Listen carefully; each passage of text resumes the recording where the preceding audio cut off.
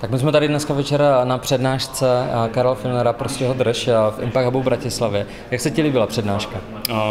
Podľa mňa veľmi dobrá a ľutujem, že som sem nezobral svojich rodičov. Bylo tady něco, co tě zaujalo, protože ty vím, že jsi už trošku zkušenější v kryptu, tak přesto bylo tady něco, co třeba si připomněl, nebo co jsi nevěděl, ale co tě prostě zaujalo?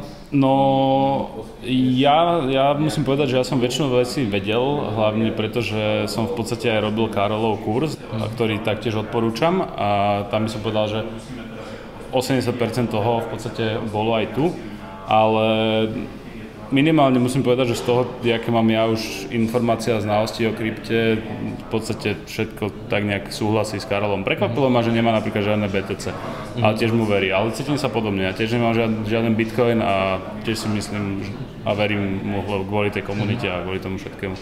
Dobře. Okolo něho. Když si teďka představíš, že následují lidi, kteří jsou na úplném začátku a přemýšlí o tom, jestli koupit Bitcoin nebo nekoupit, co bys jim vzkázal? No ja ho svojim nejakým známym a tak, podľa mňa momentálne je ideálny čas. Tento mesiac to asi vystrelí už pomaly, myslím si taktiež, že už sme niekde na dne. Nerobím technické analýzy, ani ma to moc nezaujíma, ale už ten trh vyzerá tak aj... Odporúčam inak všetkým ľuďom Twitter. Twitter je, pokiaľ majú angličtinu na nejakej úrovni, že vedia sledovať tých ľudí, ktorí pridávajú príspevky v angličtine, tak určite to odporúčam. Je to jednoznačne najlepšie médium na sledovanie správ o krypte. A myslím si, že momentálne je ideálny čas na nákup krypta ako takého, či už Bitcoin alebo tak, ale robil by som to postupne. Adina by som diverzifikoval, zo začiatku asi iba tie meny, ktoré sú na Coinbase, nech je to jednoduché. Ale napríklad rozložil by som nejaký ten váš back tých peňazí, ktoré chcete investovať, či už na tretiny alebo štvrtiny a investoval, alebo nechcem to nazývať investície, lebo je to v podstate špekulácia ešte stále v tomto bode.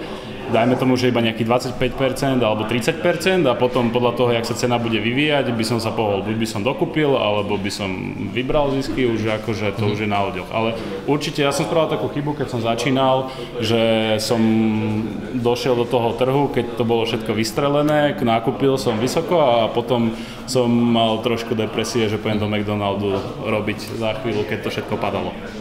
Takže ale to treba prečkať, no, s tým treba počítať a ono sa to odrazí. Akože ja som tu pre tú dlhodobú víziu, preto to akože kvázi tiež držím ako Karel a mám vybraté svoje projekty, ktorým verím a treba počítať aj s tým, že stále sú to v podstate startupy. Väčšina z tých projektov sú nejaké startupy, okrem kvázi Bitcoinu a tých väčších mien, ako je napríklad Litecoin.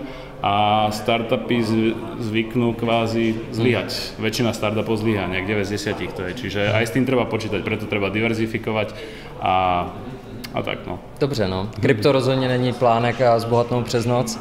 Kdo chce takový rychlý plány, tak ať si najde nejakého bohatýho. Tak. Tam podľa mňa, ja by som tam hlavne videl problém s tým, že pokiaľ tam ide niekto do toho, že ide zbohatnúť cez noc, tak tej ideológii neverí a tým pádom, keď príde ten kvázi bear market, alebo tá cena klesá a človek sa dostáva pod úroveň svojho vkladu, tak už to nedrží proste, už to predá a tým pádom realizuje stratu a nie je na to psychicky pripravený, aby proste to podržal aj v tých zlých časoch, no, tým pádom odporúčam všetkým, nech sa vzdelávajú viacej, nech idú na Karolové prednášky a poprípade robia Karolov kurz. Dobře, děkuju moc, za co daří.